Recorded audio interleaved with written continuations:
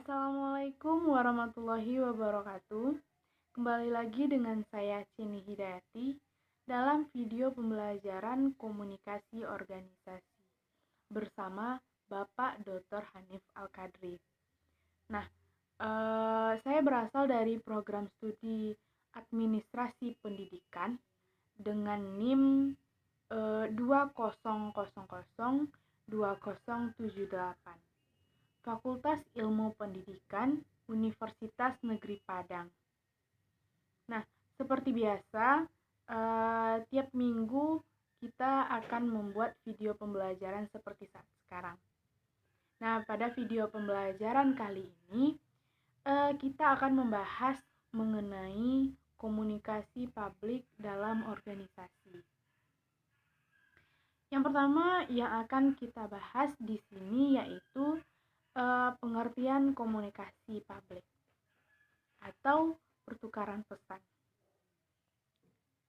Nah, pertukaran pesan yang dimaksud adalah dengan sejumlah orang atau sejumlah komunikan yang kadang-kadang batasannya agak sulit, meski memang tidak seluas komunikasi massa, dan sejumlah orang yang berada di dalam organisasi atau termasuk mereka yang di luar organisasi.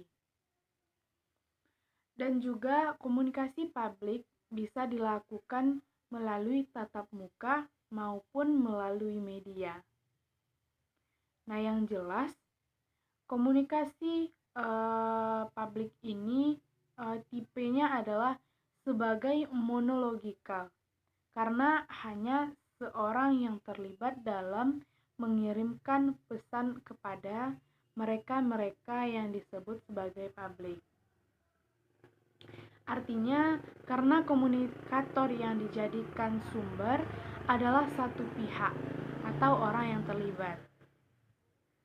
Nah, ada beberapa hal yang membedakan komunikasi publik dengan komunikasi pada umumnya atau pada komunikasi biasanya. Misalnya dilihat pada kelompok kecil. Komunikasi publik itu terorientasi pada si sumber. Sedangkan pada komunikasi interpersonal itu terdapat hubungan timbal balik. Artinya sama si komunikator dan si komunikan. Artinya komunikasi dua arahnya seimbang. Dan pada komunikasi publik ini, si pembicara cenderung menguasai atau mendominasi hubungan. Dan pada komunikasi publik, mereka terlibat sejumlah besar orang. Sedangkan komunikasi interpersonal itu hanya 2 atau 3 sebagai penerima. 2 atau 3 orang sebagai penerima.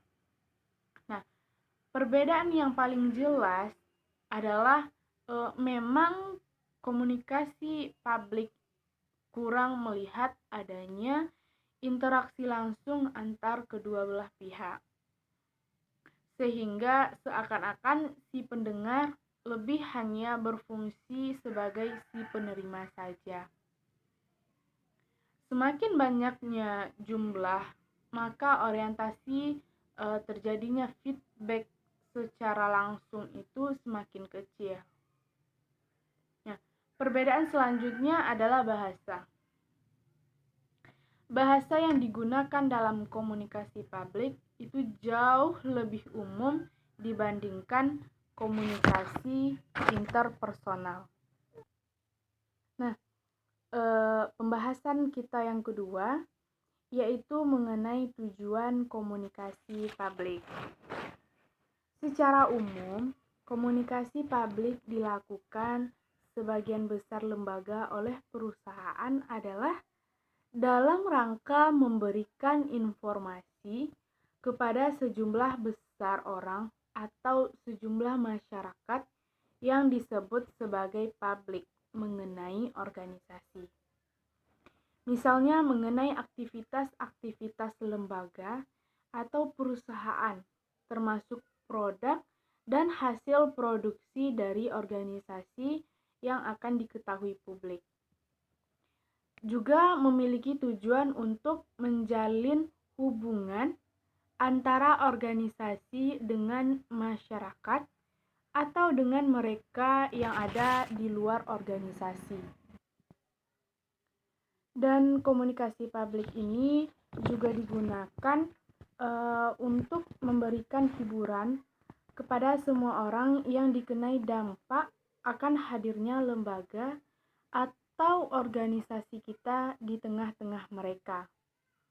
Nah, dan tujuan-tujuan itu sebenarnya berhubungan dan sulit untuk dipisahkan. Di samping adanya tujuan umum, juga ada tujuan khusus dilaksanakannya komunikasi publik ini.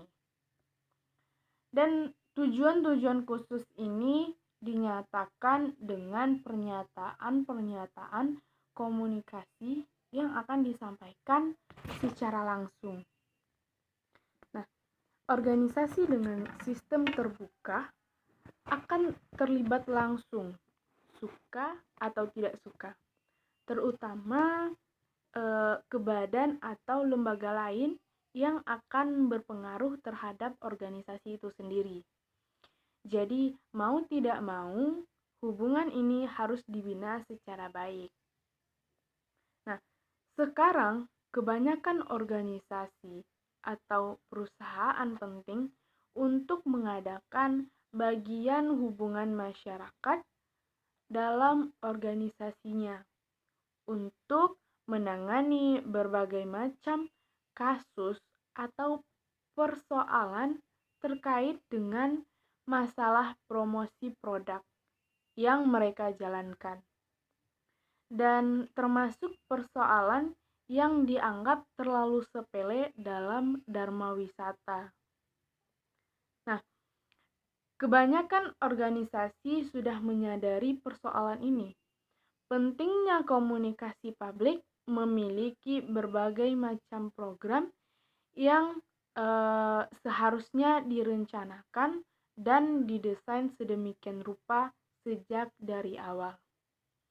Ini dapat dilakukan, ini dapat dilihat dengan banyaknya yang kita jumpai berbagai media yang digunakan untuk alat oleh lembaga dalam rangka proses komunikasi publiknya, seperti brosur, majalah, surat-surat edaran, poster, dan lain-lain.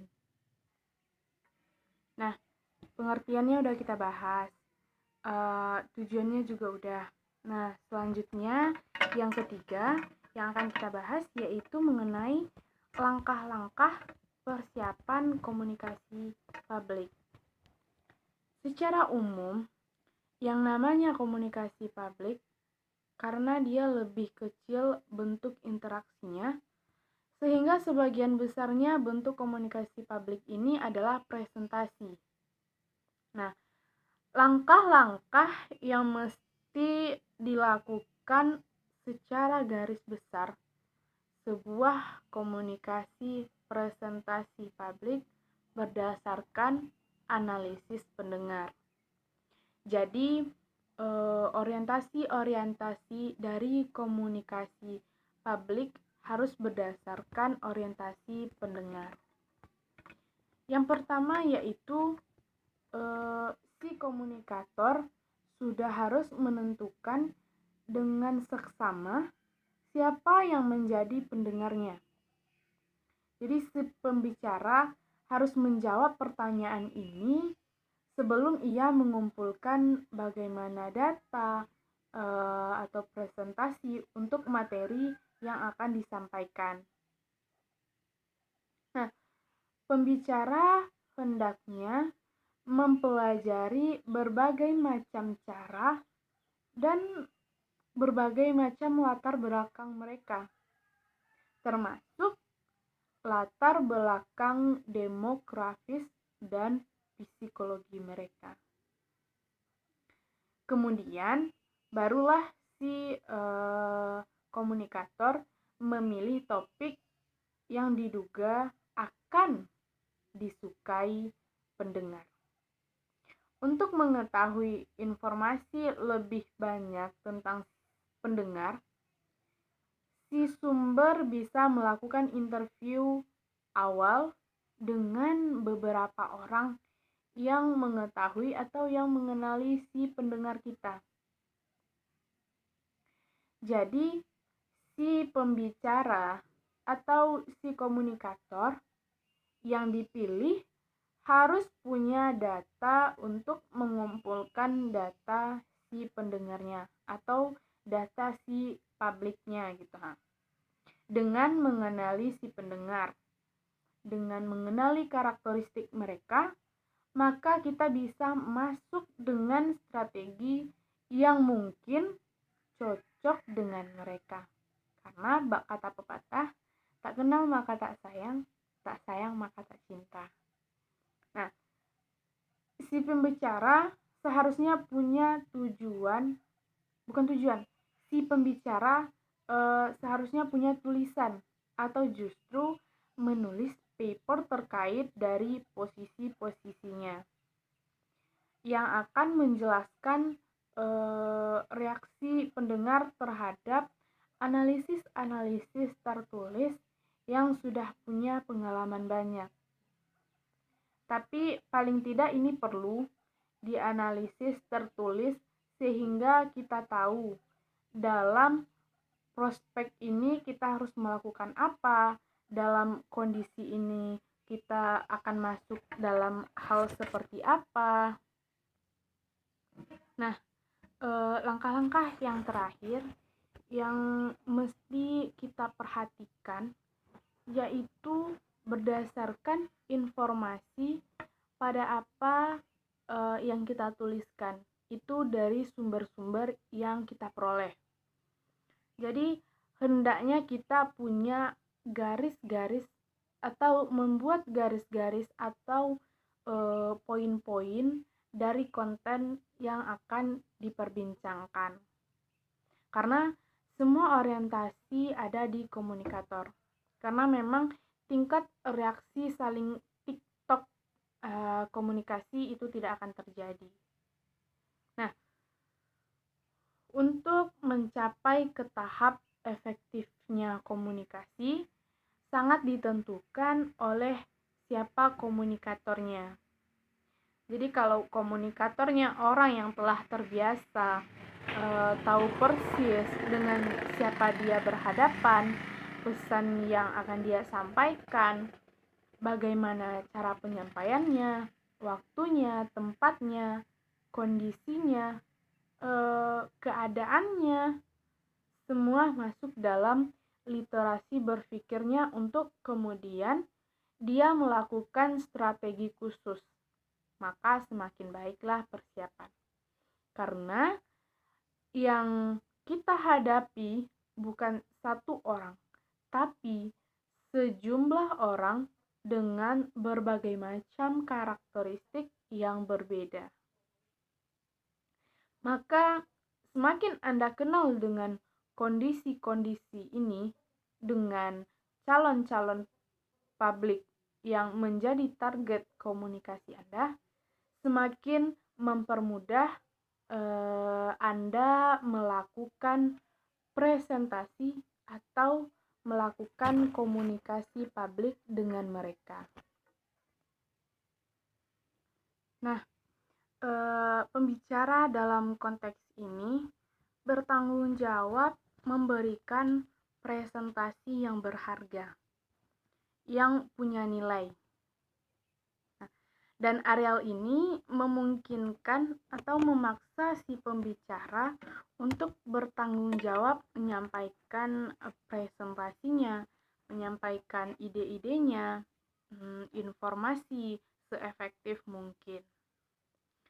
Dan untuk menyampaikan informasi secara lisan atau secara langsung, ada banyak hal yang harus diperhatikan dan harus dipersiapkan. Apa-apa saja itu? Yang pertama itu persoalan kontak mata. Ini sebenarnya juga strategi secara umum komunikasi apapun, baik itu komunikasi interpersonal, komunikasi kelompok kecil, komunikasi massa yang tanpa batas dan calon pendengarnya, publik atau komunikasi atau komunikan sama, meski dengan sejumlah orang. Kita memang tidak dituntut untuk memperhatikan one by one atau satu persatu.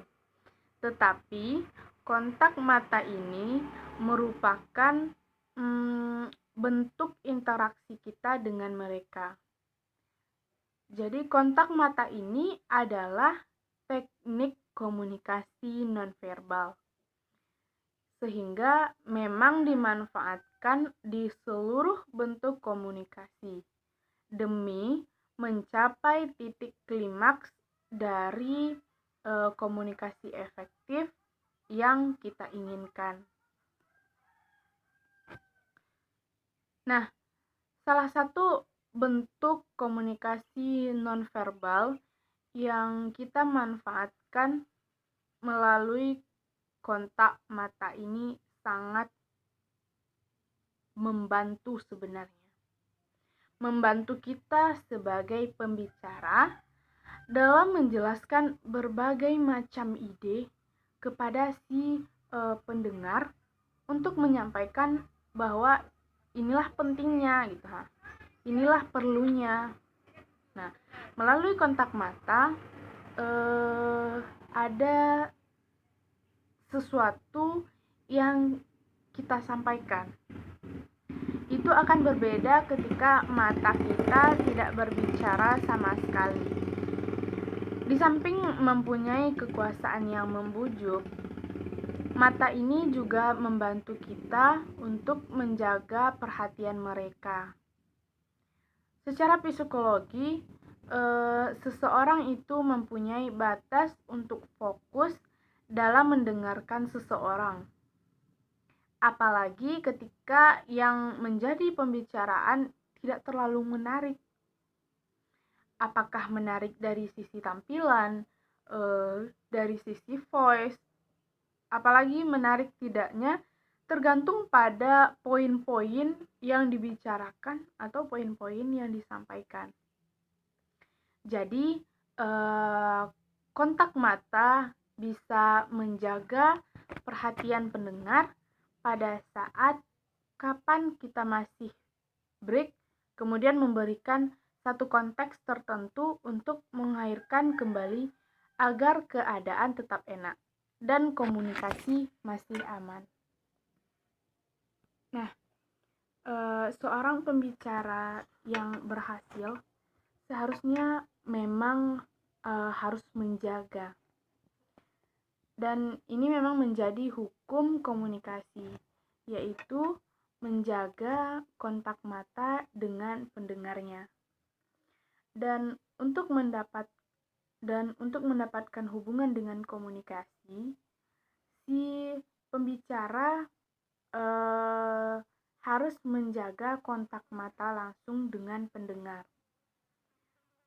Jadi pada saat orang sudah mulai meninggalkan kita dengan cara mengobrol, sudah teralihkan perhatiannya dengan hal-hal tertentu, keluar masuk sudah banyak, menguap, mengantuk, berarti itu sudah mengindikasikan kita untuk melakukan sesuatu. Supaya apa? Supaya para audiens kita, para pendengar kita itu kembali fokus kepada kita lagi gitu. Nah, langkah yang kedua yaitu persoalan vokalik. Ini berhubungan dengan kecepatan berbicara, modulasi, nada suara, irama suara, termasuk penekanan pada kata-kata tertentu, dan bagaimana menyampaikan sesuatu, bagaimana mensiasatinya. Itu menjadi satu statement bahwa Anda menyampaikan informasi yang tidak dalam konteks yang datar dan menarik atau seperti robot. Dan ini yang membedakan orang yang mempunyai jam terbang dalam berkomunikasi di depan publik, di depan audiens.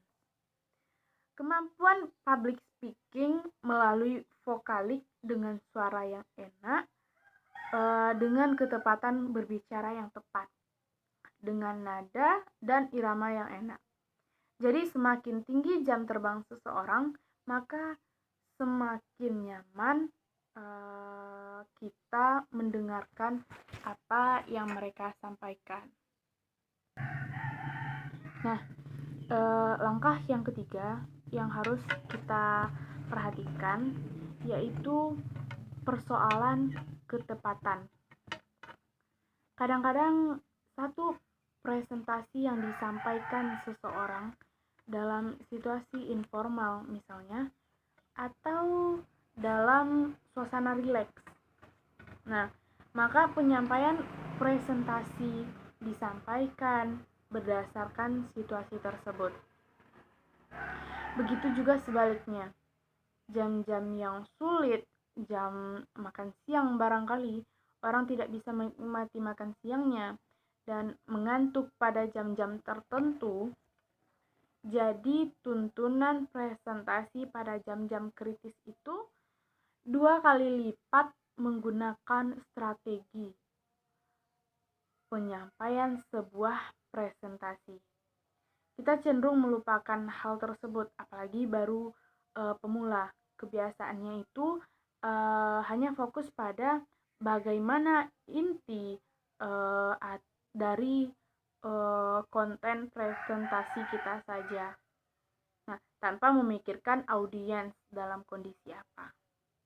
Karena fokus utama sampainya pesan itu efektifnya komunikasi sampainya pesan yang ingin kita utarakan sangat tergantung pada pengenalan kita, siapa audiensnya, dan pada saat kapan komunikasi atau presentasi itu disampaikan.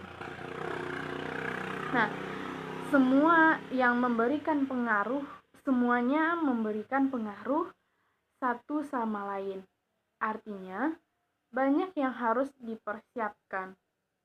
Karena satu sama lain itu memberikan pengaruh efektivitas komunikasi yang kita berikan. Nah, langkah-langkah yang terakhir yaitu persoalan perencanaan.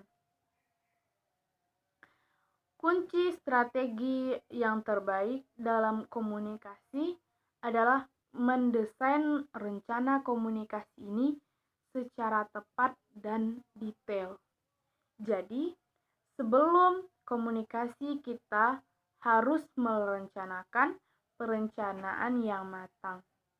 Misalnya, memilih topik yang tepat, mendesain siapa pendengarnya, mengenali mereka, bagaimana strategi komunikasi dilakukan, dan bagaimana diskusi yang akan dibuat, berapa waktunya, dan kapan, itu harus diperhatikan semuanya. Harus diperhatikan matang-matang, harus didesain secara betul-betul gitu. Jadi diharapkan nantinya tidak ada kendala dalam komunikasi publik ini. Nah, hanya itu yang dapat saya sampaikan. Semoga bisa bermanfaat bagi teman-teman ataupun siapa yang mendengarkan video pembelajaran ini. Salah dan janggal saya mohon maaf. Assalamualaikum warahmatullahi wabarakatuh.